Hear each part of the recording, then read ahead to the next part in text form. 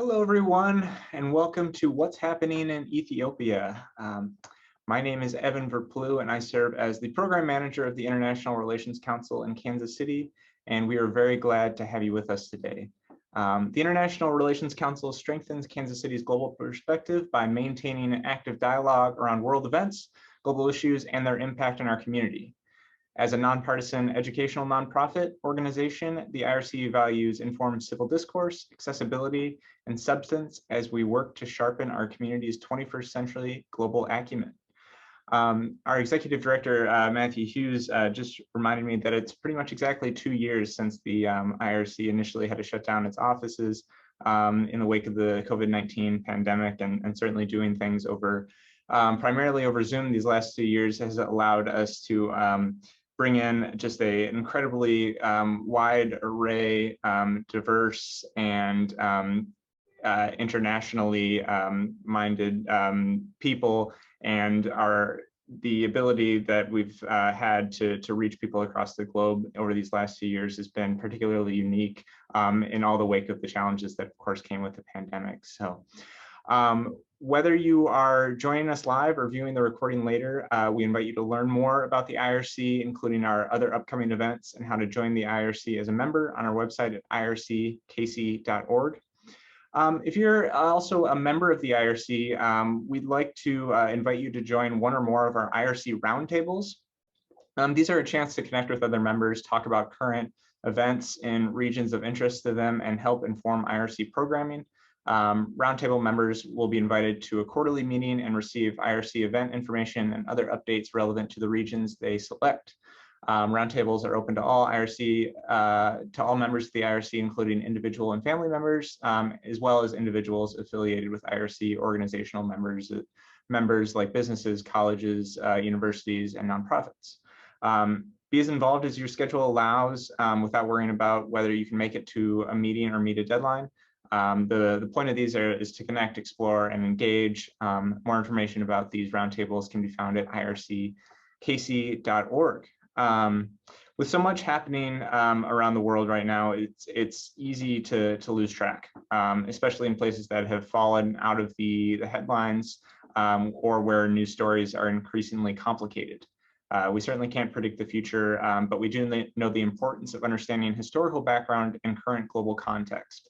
No matter your level of expertise, the What's Happening series offers meaningful explorations on some particularly active parts of the globe.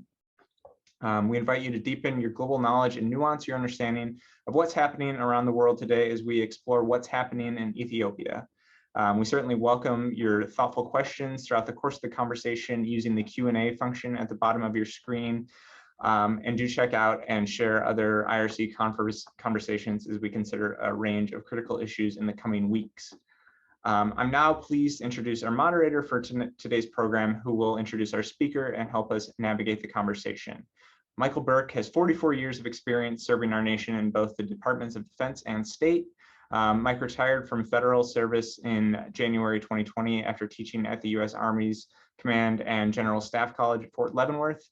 Before assuming that position, Mike managed a law enforcement training and equipment program for the State Department and an African educational program for the Office of the Secretary of Defense. Mike, thank you so much for being with us today. Please take it away. All right. Well, thank you very much, Evan. And good evening, ladies and gentlemen, and welcome to What's Happening. As Evan talked about, today's focus will be on Ethiopia. Before I introduce our guest speaker, I'd like to briefly introduce you to the Federal Democratic Republic of Ethiopia.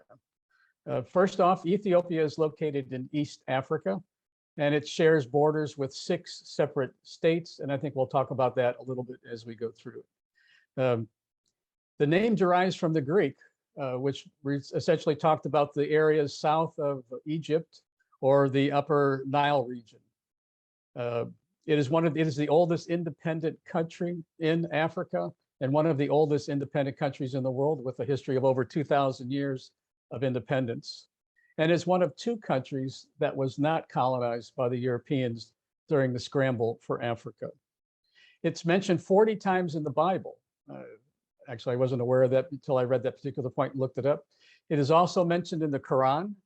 Homer talks about it in both the Iliad and the Odyssey.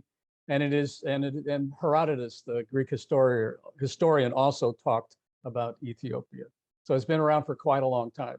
And then one of my personal favorite is that the Ethiopians are credited with to be the first people to cultivate coffee. So go Ethiopia.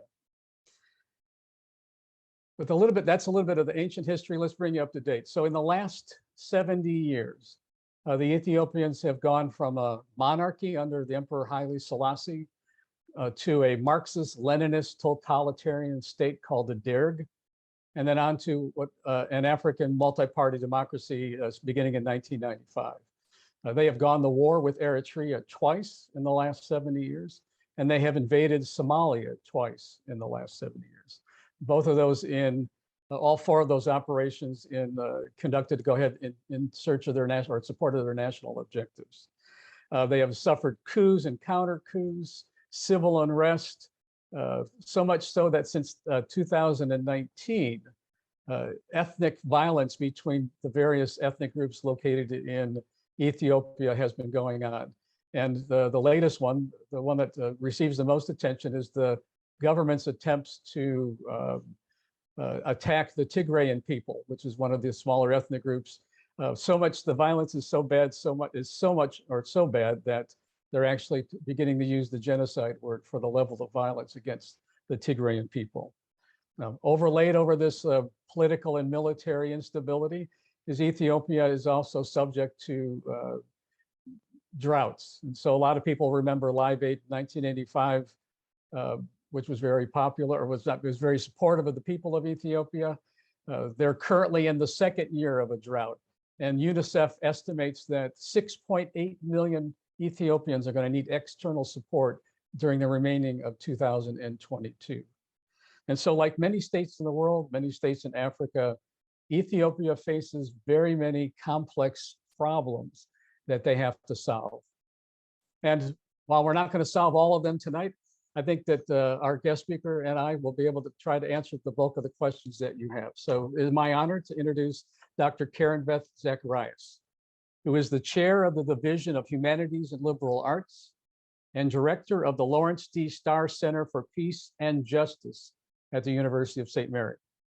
Her passion for human rights began when she lived in Turkey as an American field student after graduation from high school.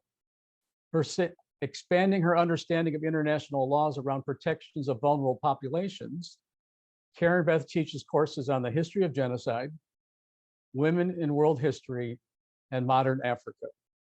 Karenbeth has a J.D. from the University of Kansas School of Law and a Ph.D. in history from KU. She is the vice president of the United Nations Association of Greater Kansas City.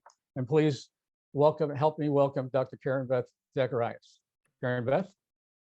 Thank you so much, Mike. And it is such a pleasure to be here this evening with everyone and talking about Ethiopia. I am going to open with a caveat. The real expert in this is Mike Burke. So I'm going to do some historical and show some slides, and then Mike and I are going to have what will hopefully be a robust conversation that includes the questions that you might have, because his experience in the region and in the country are invaluable to understanding both what's happening today and what has been happening, as he said, for the past 10, 20, 30, 70 years in Ethiopia. I am going to take a little bit of a privilege here and share my screen and show some slides. I am a teacher, so I like slides. I hang on slides. So let's see if this will work. Evan has promised I can share some slides, and let's see if we can get some slides up here. Can you see the slides? Yes, we can. Okay, so let's start with this. This will kind of lead our conversation. Here are Ethiopia and its neighbors as they sit today. And some of the conversations that we need to have, if I know how to not switch it, are strategic military bases in the area, strategic trade routes, the importance of the region and the war on terror. And then we have a lot of players in the field. Saudi Arabia, certainly, the US, China, or Russia, Iran.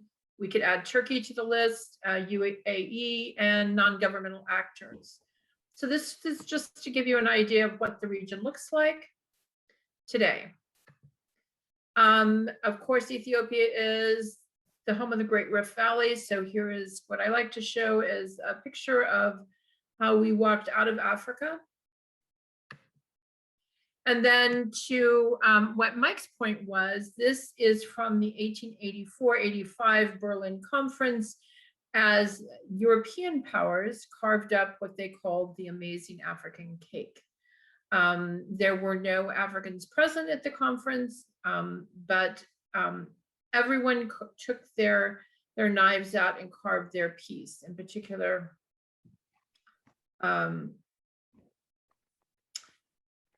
the Scramble for Africa. Here you see Ethiopia as one of the two independent nations in 1913. The other one would be Liberia. This gives you an idea of who the influences are in Africa if you're unfamiliar with the continent. The British, the Belgians, the French, the Germans, the Italians, the Portuguese, the Spanish, and there are other interests there, but certainly the United States. But Ethiopia was independent, and this is going to be really crucial for the next stage of what happened. Ethiopia, after World War I, became a member of the League of Nations, and yet in 1934, Italy bombed Ethiopia and invaded Ethiopia. And this had a couple of consequences. One of them really unanticipated and unintended. This is a book, very good book, called Proudly We Can Be Africans, and it really talks about the relationship between Black Americans and the continent of Africa. And until you get to the invasion of Ethiopia, Black Americans in this country really kind of pushed away from being associated with Africa directly, even though you have the Pan-African Conference and other things. What there really was this uncomfortableness because of the stereotypes and the racist stereotypes that were associated with Africa. So they really weren't, did not want to be tightly associated with Africa. But this changed, and one of the main reasons it changed, the starting conversation here, was the invasion of Ethiopia. Ethiopia was an independent nation. It was a Christian nation. It was seen as this beacon, and yet it didn't make any difference. Europeans invaded it anyway. So if you are interested in the experience, the Black experience in Africa, if you're interested in the international relationship between the African diaspora and the continent itself, I can highly recommend this book. It's a very interesting book. Here's Emperor Haile Selassie, who was speaking and made his appeal to the League of Nations in 1936, talking about what was happening to his country. It didn't, at the end of the day, matter, but he certainly tried to make his appeal. Intriguingly, and somehow reminiscent of what we see today, when Italy invaded Ethiopia, the Ethiopians were able to push them back for a long time. And so we see this kind of this pushback, and there's valiance in that. People were like, look, they're fighting back. They're defeating the Italians. And that too has resonance to what we see today in other parts of the world right now.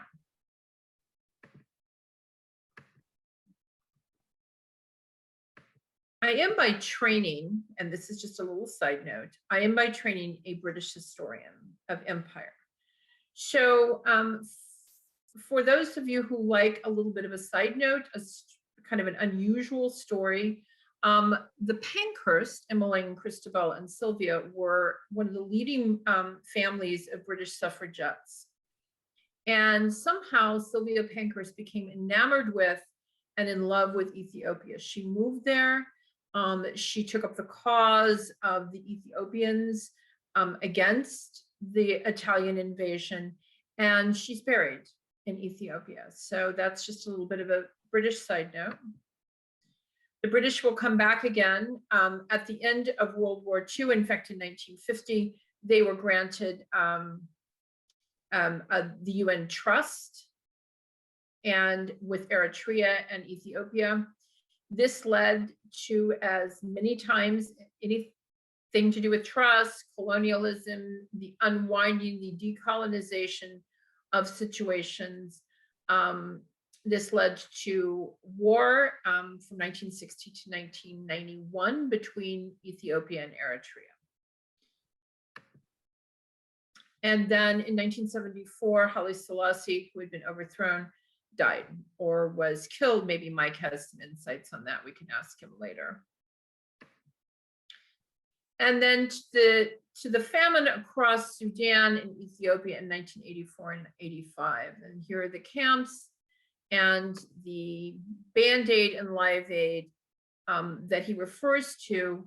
We can at some point have both a conversation about the consequences of this vast amount of foreign aid and NGO aid that flooded into this area, and what the long-term consequences of that kind of aid have been across Africa, but particularly in this region of Africa.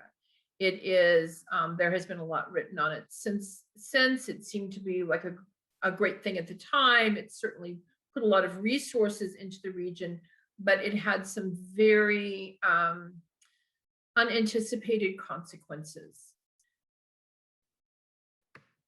That, again, another book that I can highly recommend. It's called Surrender or Starve. It is read by the writer Robert Kaplan, and it talks about this time period and the use of withholding. Starvation was not only caused by drought, but starvation was caused by the withholding of food to vast numbers of people to get those that were seen as rebels to surrender. And so it is food as aid and food as weapon, which we are seeing again in Ethiopia today. And then this gives you a sense of kind of the regions. Here's the Tigray region up here in green. If you remember the first map, it is going to be nestled up against Eritrea, which comes into play. The Tigray people are about 67% of the overall population, but across time, certainly across the last 30 plus years, have really held an outside political role in Ethiopia. And it is in 2016, 2017, when this begins to recede, and then in 2018, when they lose power, that we get to the current modern conflict itself. This will give you some key events in the emergency. I won't read them all off for you, but it gives you kind of a timeline from 1991 to 2018, when Abe comes to power. And then the shifting sands of that relationship.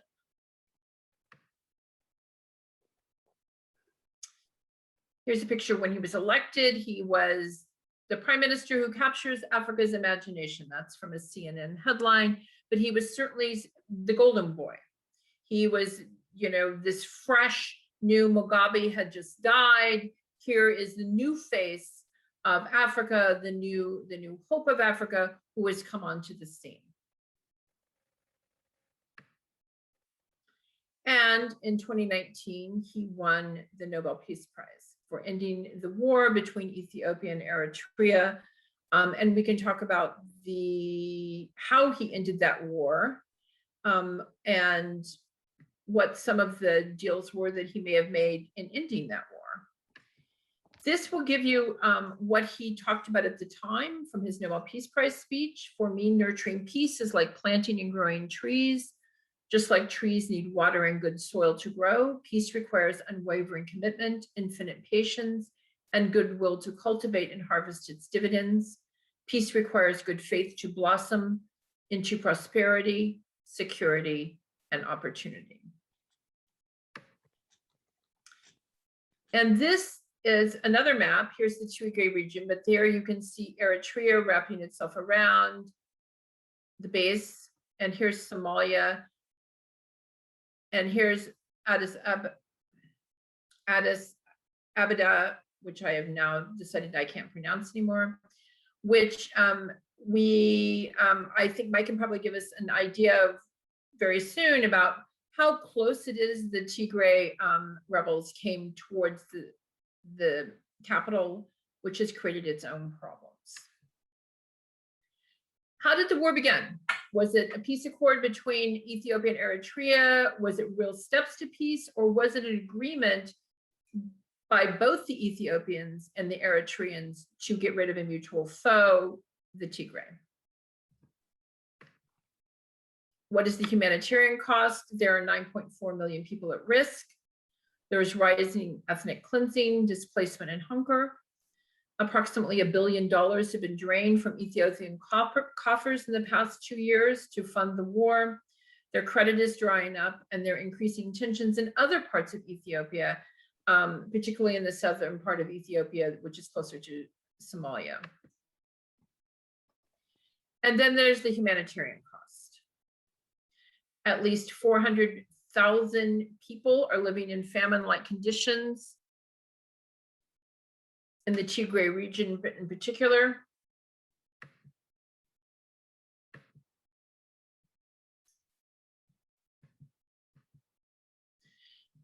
And there's also the shifting military sands. One of the things that has come into play in Ethiopia, significantly come into play, it is one of the ways in which the Prime Minister has been able to push back against the Tigray rebels, is drones. He was able to secure drones from Turkey, from Iran, and from UAE, which has tipped the balance in his favor at this point, but has their own serious security consequences for the region itself.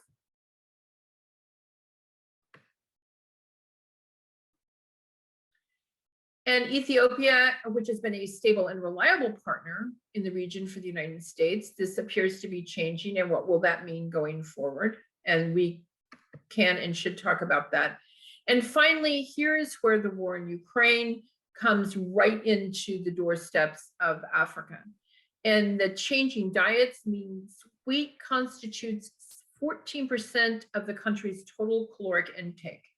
This is from the Brookings Institute. And unfortunately, most of that wheat comes from Ukraine, which will put even greater pressure not only on the country feeding its own people, but in even its ability for people to buy the food.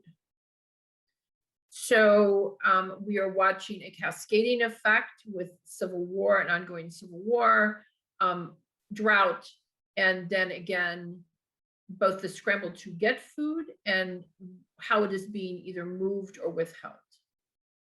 So I'm going to stop there, stop sharing, and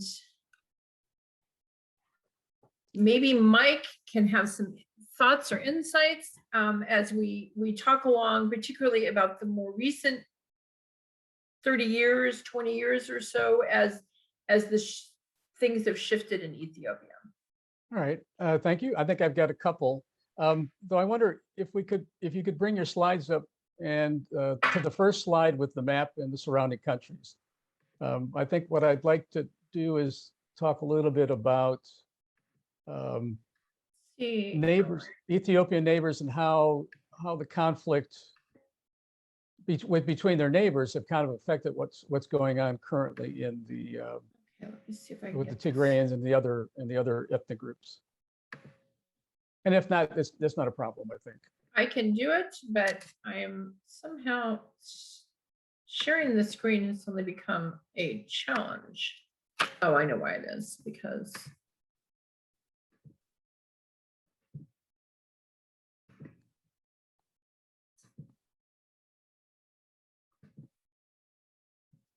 let's go back up here and go to, Second slide.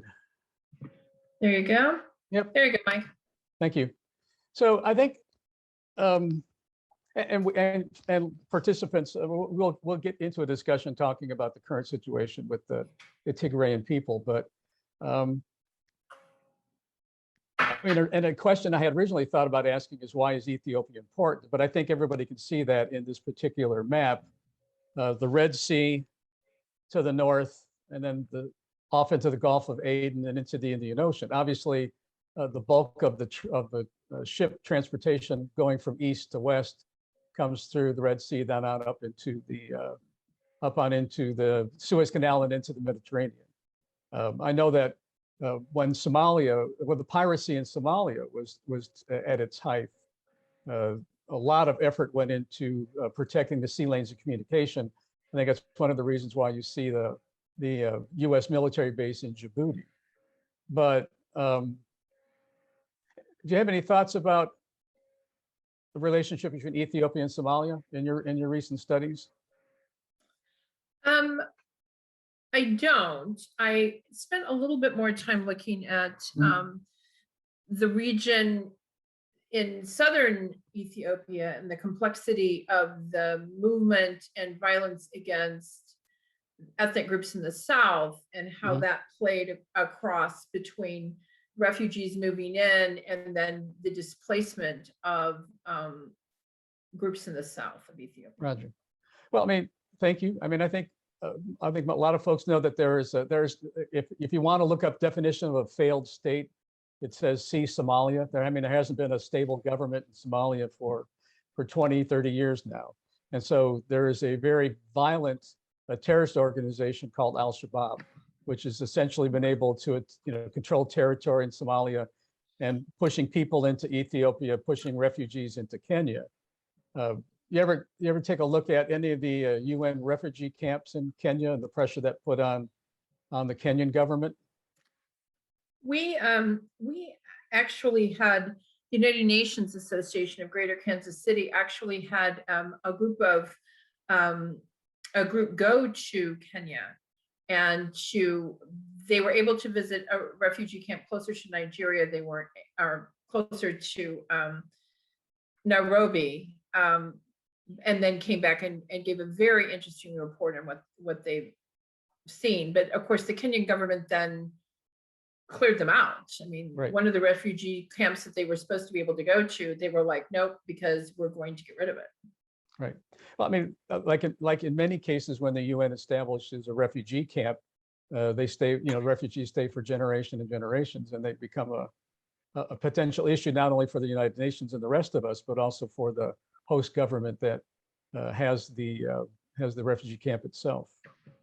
Again, for our participants who may not be familiar with Africa, that South Sudan is the newest African state. I believe it gained independence in 2011. And then in 2013, immediately started the civil war between the two major ethnic groups that fought the Sudanese government for independence. And so there's an ongoing crisis. UN mission, there's a UN peacekeeping operation in South Sudan, but refugees from South Sudan are also moving into Ethiopia. So that's I think a potential problem that the Ethiopians also have to address. Yeah.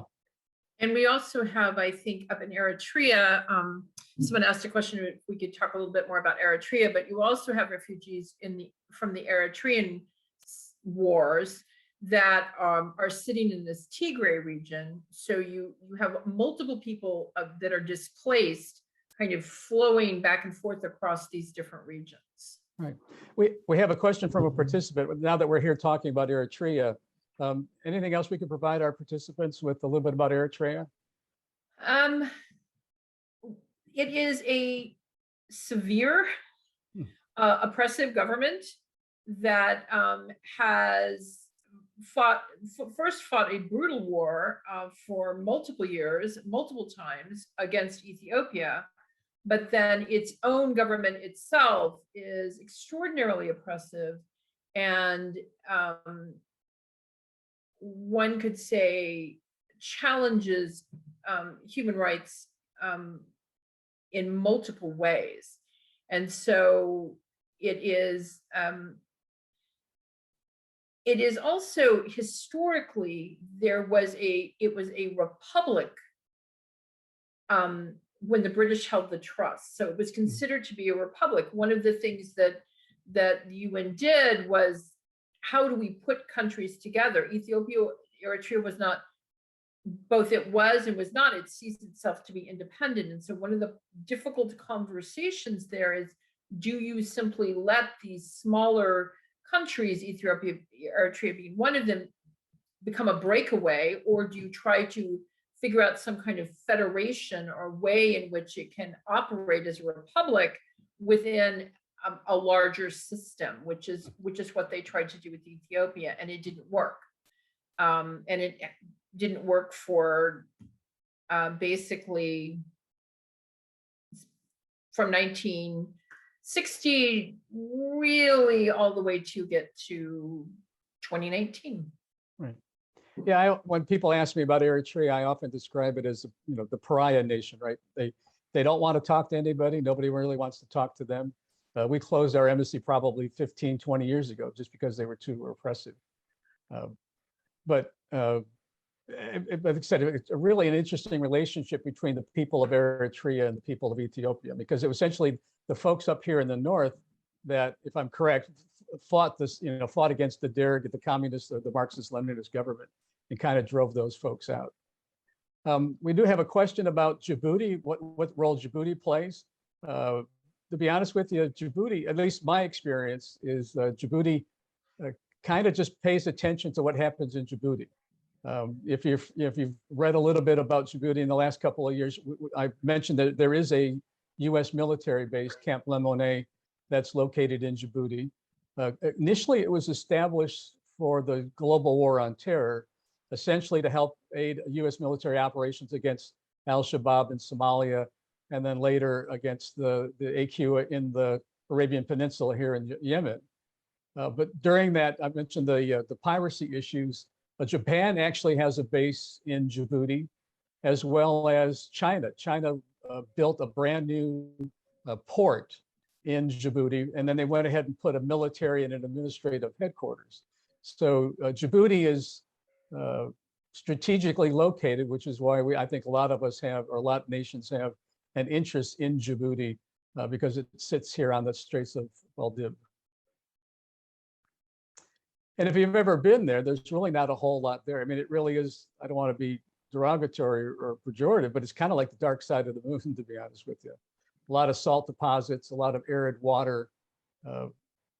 People struggle, before the completion of these military bases, people struggled for the same sort of droughts that affect Sudan and Ethiopia. Any thoughts on Djibouti, Karen? I don't, other than knowing that it has, that is the strategic importance, both as a military base, the strategic importance to the entrance into the Red Sea, the Gulf of Aden, and access into the Saudi Peninsula is significant. So it's something that we are very concerned about, we're very interested in, have no intention of giving up, but it's a crowded neighborhood, as you've described it. China's there, Japan's there, other people there. We aren't the only player in that region.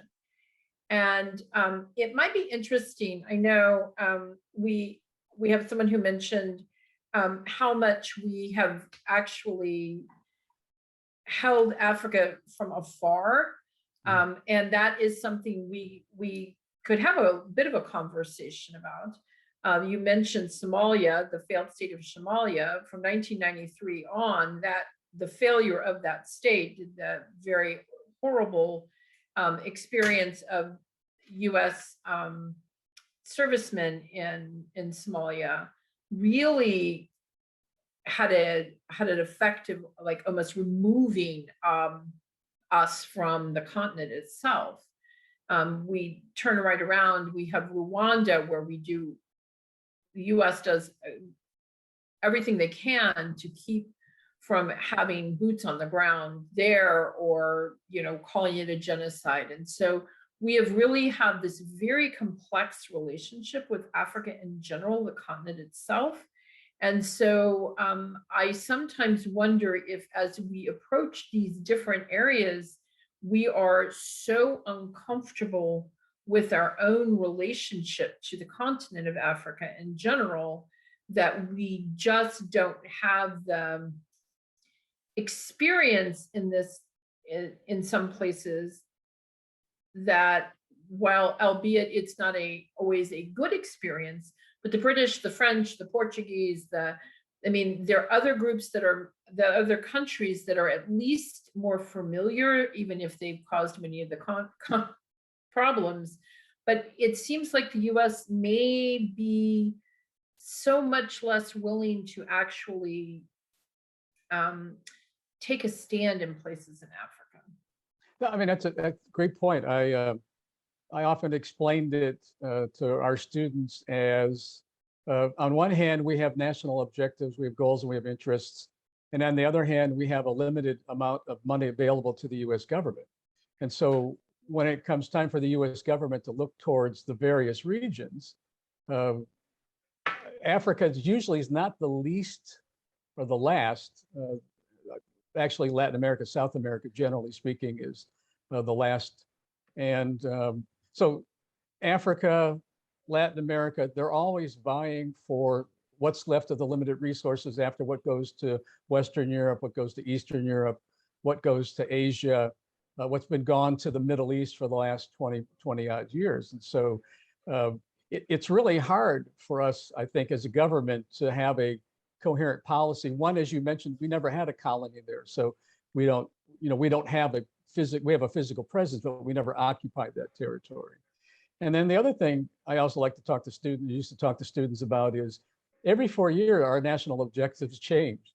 And, I remember once, again, I'm not to tell war stories, but once I got a call from the defense attaché in Uganda, wanted to know why Uganda was going to be cut out of military program for the next year. And I had to remind them, hey, the president said this and our president said that, and the decision is you guys are cut off for the next year. And so a year later, I went down to Uganda to go ahead and pitch what we were going to propose to provide to them.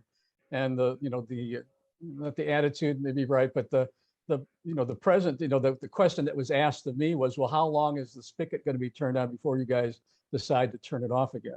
And so our foreign policy kind of dictates our engagement in Africa as well. And so as administrations change or situations change, our focus on Africa changes as well. There is a question there was a question about US Africa Command. Actually, US Africa Command is located in Europe. It's located in Stuttgart, Germany, at what's called Kelly Barracks. Now, US Africa Command has a very large presence in Africa.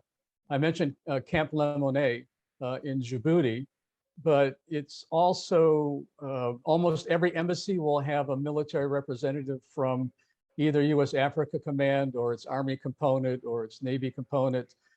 There are programs in the Horn of Africa to fight Al-Shabaab. There's US military forces in Mali supporting the French, in Niger supporting the French in Mali. We have naval engagement in the Bight of Africa, Nigeria protecting against the piracy, against the oil shipments there.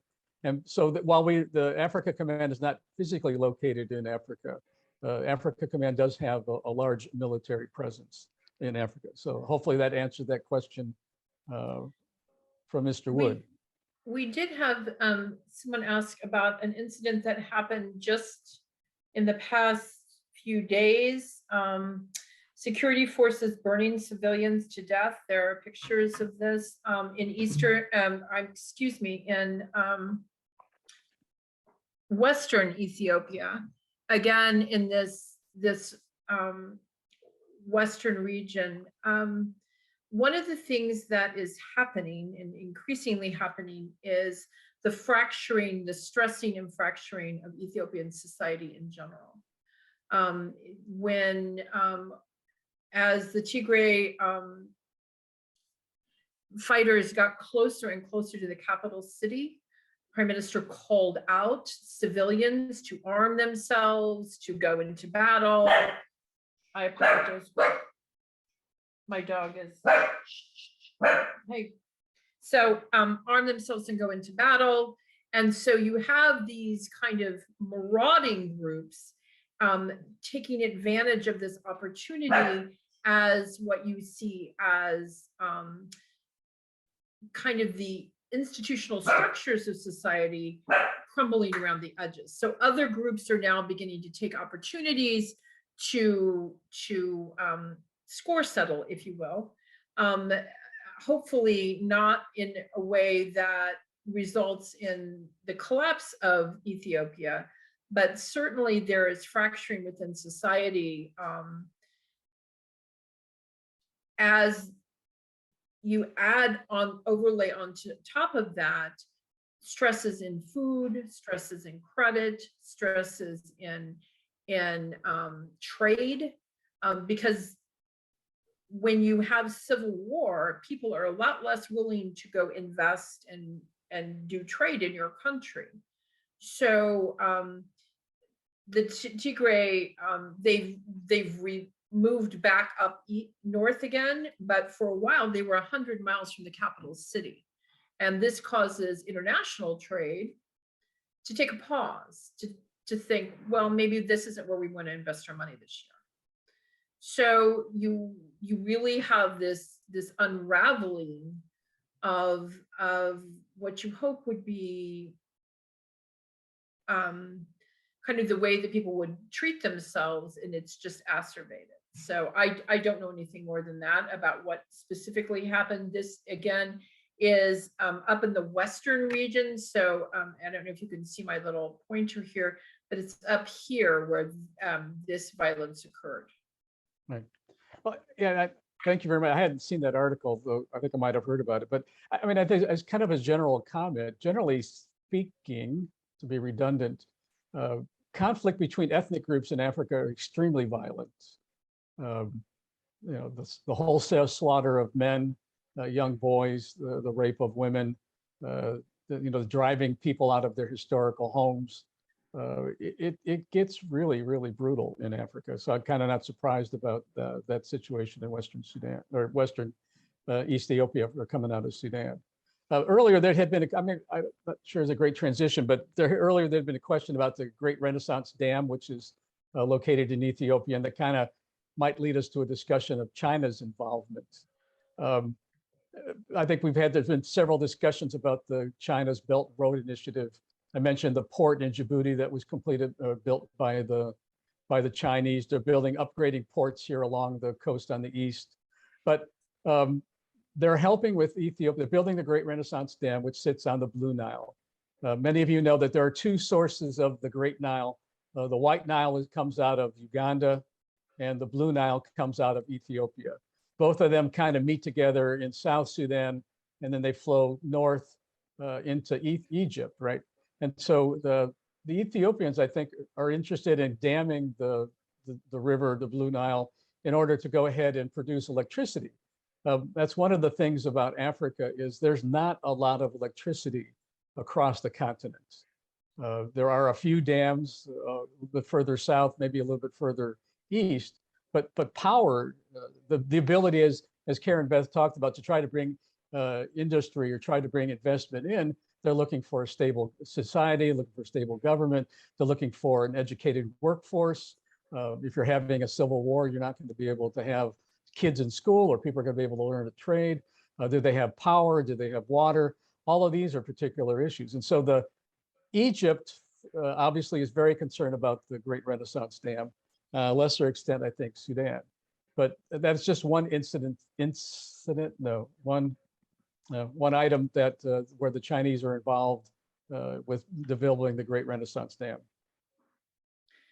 And it will be interesting to see, though, the extent to which the Chinese are willing to continue to write big checks in Africa. No. If instability increases in the region.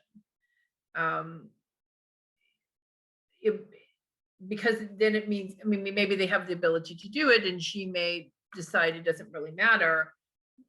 Things will settle down, and we will still be there. But it does pose an interesting question if there is an increased inability to actually secure what they're trying to build on the ground. Right. Yeah, I mean, it was interesting that for that, if you're familiar with Sudan, participants familiar with Sudan, the people in the South Sudan were African, people in Sudan themselves were Arabs. They fought a very violent civil war for probably 30 years off and on. And then I quite frankly was a little surprised when South Sudan was able to succeed from Sudan, because China, the oil in South Sudan was all owned by the Chinese, and they were shipping it north up into Sudan and over to the Red Sea where they were shipping it out. So going to, I guess, to the point that obviously the Chinese were probably a little bit concerned about what was going on in Africa or any place where they've got investments, because instability is bad for business, as we like to say.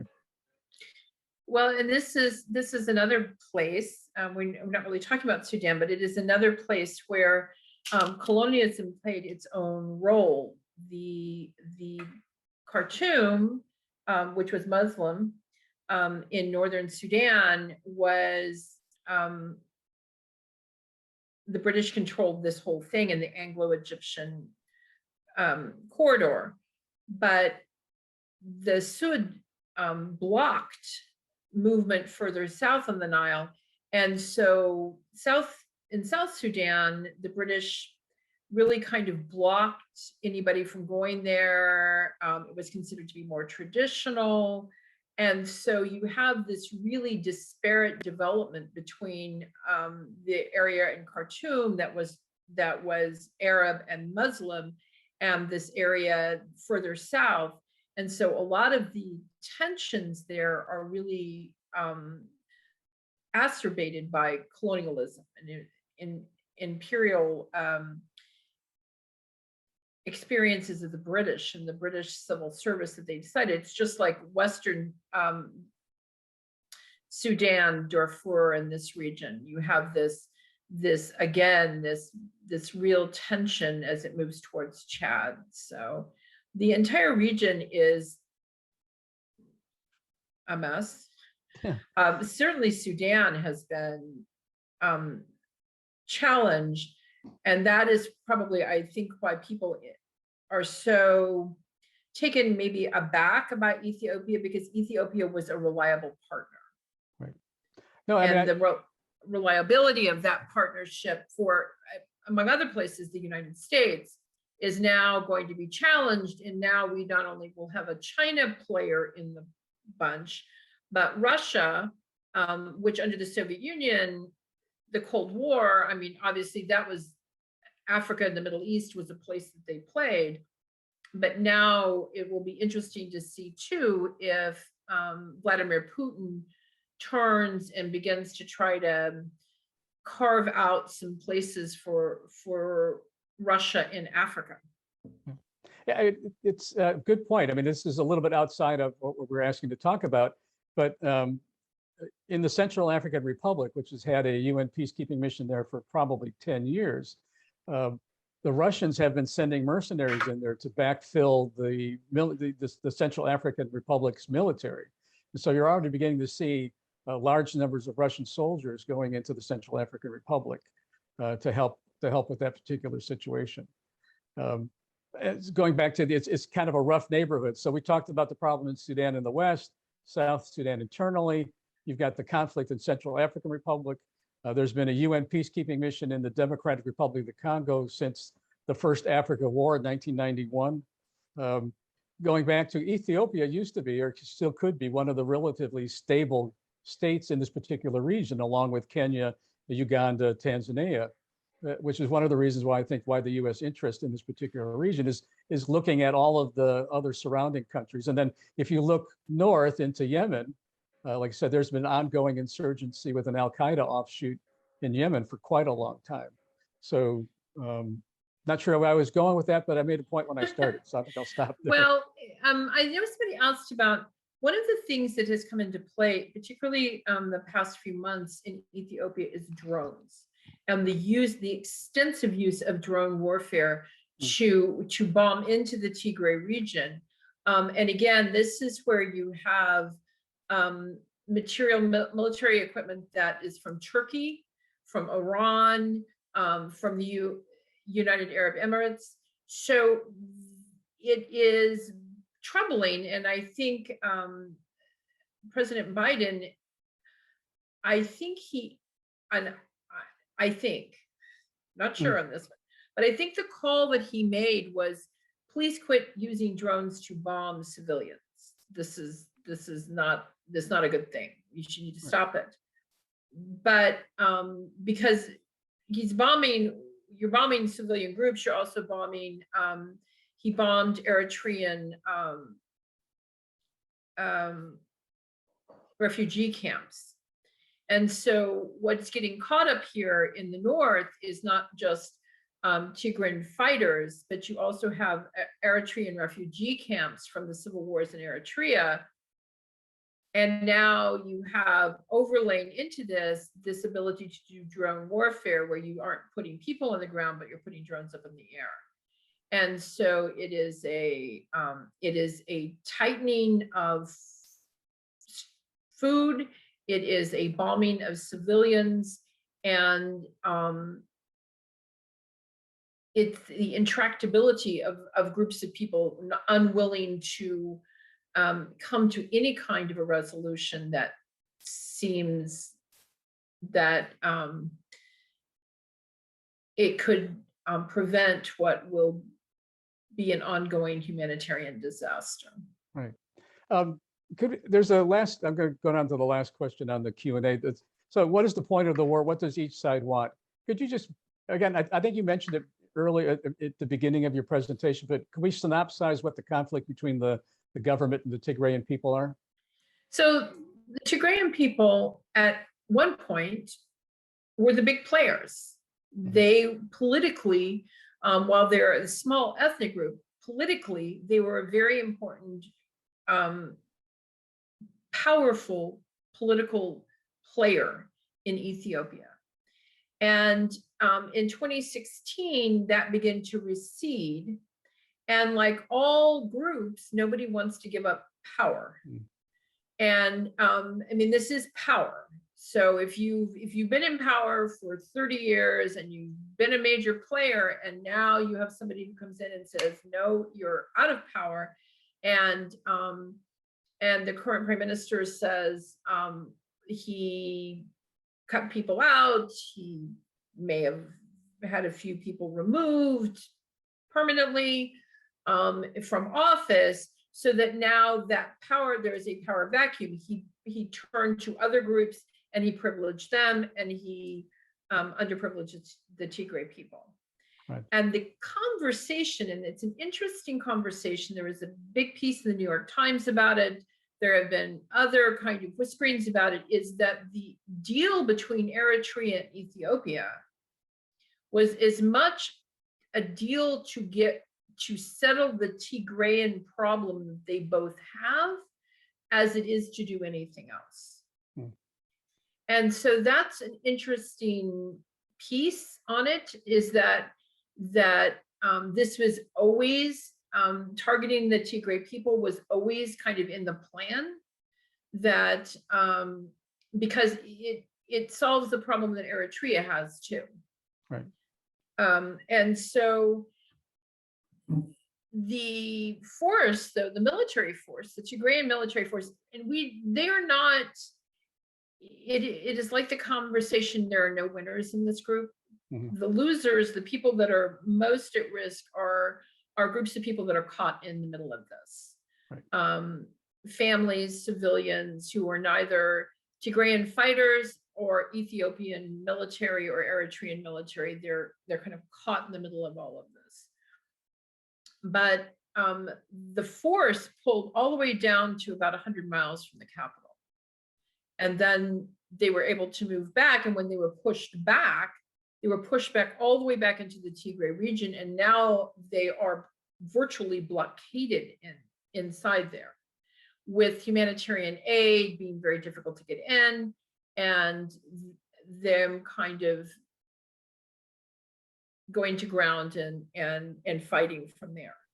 But it is an interesting question about whether the real goal here is not something that can be a ceasefire that can let everybody kind of have what they want, but to really remove Tigray as a political power in any way, and also remove the problem on the Eritrean side as much as the Ethiopian side. Yeah, very good. Yeah, I think a point I would like to make is that when we talk about democracy, we talk about democracy and with the background of 300 years of experience here in the United States. And in Africa, democracy is, and our democracy based on a well-educated populace, and it's about ideas. So you join a party and you have the party that fulfills your ideas or your dreams for what you think America is. Whereas in Africa, politics is all based on your ethnic group, right? And it's a zero-sum game. If my ethnic group is in charge, then the only people who benefit from that are people from my ethnic group, and everybody on the outside, you're just on the outside. And so I kind of think that's kind of gets to the point where you were describing about how the Tigrayan folks drove the train for such a long time, and now they're kind of on the outs. I've got a couple of minutes left. You were describing how the Tigrayan people have been driven back into smaller enclaves. One, making them an easier target for the Ethiopian military, but also potentially causing problems for any relief agency that might be involved in that. And so earlier in your presentation, you were talking about how relief aid is often used as a weapon, just as well as a fighter bomber or an artillery or a tank. We talk about that for just a little bit, I think, before we run out the clock. Here is, and this is up in the region where the Tigray people are here. This is if you can see this map, this is going to be, but I think it's important to think about how foreign aid plays a role, and how this like Band-Aid aid plays a role too. Because what happens is that the goal becomes the money. The goal becomes the thing, and not necessarily, particularly with non-governmental actors, they may not have the expertise to understand where the money, how the money plays out here. Band-Aid, Bob Geldorf, he had no idea that from the Boomtown Rats, he would make a song and suddenly raise $64 million. And I read a book that he wrote one time, and he said one of the things that he realized once he raised this money is that he was going to have to go to Ethiopia and do something with it. So that gives you an idea about how money can flow. But if you don't have expertise in the region, if you don't understand what it is that you're doing with that money, then it becomes its own weapon and its own source of violence. And a lot of times it can remove local opportunities for growth and industry, because it kind of overwhelms it. So a lot of times foreign aid, particularly however well-meaning it is not necessarily the solution to the problem. Yeah, that's a good point. I know that, I think, and my information may be dated, but I know that Addis Ababa and other governments in Africa actually control, they require the NGO, the non-governmental organizations, the private volunteer organizations, but anybody that has access to resources to bring them into a particular country, restrict their ability to do the job that they're doing. And so for a long time, I think the government in Ethiopia was kind of keeping an eye on the NGOs, especially those that talked about democratization or women's rights. If you're in a particular country where they don't particularly want to have women to have rights, they're going to go ahead and clamp down on any NGO or PVO that's going to provide assistance to that. And then, sorry. No, go ahead. No, I was almost out of that train of thought. I think we are almost out of time. I don't know. Evan, are we out of time? Have we? Just about. If there are any final thoughts, feel free to close them out. But otherwise, yeah, we can wrap up whenever you're ready. Well, I want to thank Mike, who has a great deal of expertise. And I want to encourage people to continue to, there's like a ton of material out. The UN has a lot of material. It's a very complicated place. Africa is not easy. It is not simple. It is not binary, and it's a very complicated place. And the one thing I would encourage people to do, and this is not Ethiopia, but the Kenyan ambassador spoke extraordinarily eloquently at the United Nations about 2 weeks ago on the violence in Russia and Ukraine. And I would encourage you to listen to what he said. It's about 2.5 minutes, but it is an important thing to listen to because he talks about the consequences of colonialism in Africa. And it is very interesting to hear, because a lot of times I don't think we listen enough to Africans talking to us about their own lives and their own experience. Yep. Good point. I'll just last bit before we break off. So I would say if you're interested in what happened in Africa, reach out to your elected officials, learn a little bit about what's going on, reach out to your elected officials, ask them, to intercede with the State Department. If you're going to give to a private volunteer or a non-governmental organization, make sure that they're a viable organization and that they're actually doing something on the ground with the money that you're giving them. But Ethiopia is just one place where there's a humanitarian crisis is going on in Africa today. And I'll say thank you very much for me. Karenbeth, Mike, thank you so much for providing the perspective you did for today's program. It was incredibly valuable, and we appreciate the time and efforts that you dedicated to it. On March 29th, we'll be joined by Jack Zhang, who is an assistant professor of political science at the University of Kansas. He'll be discussing the South China Sea. We certainly hope you'll join us for that program, and we encourage you to visit our full program calendar at www.irckc.org. Thank you so much for your support of the International Relations Council. Please enjoy the rest of your evening, and we will see you soon. Thank you. Well, yeah, hopefully I didn't I didn't kick it over to you too often.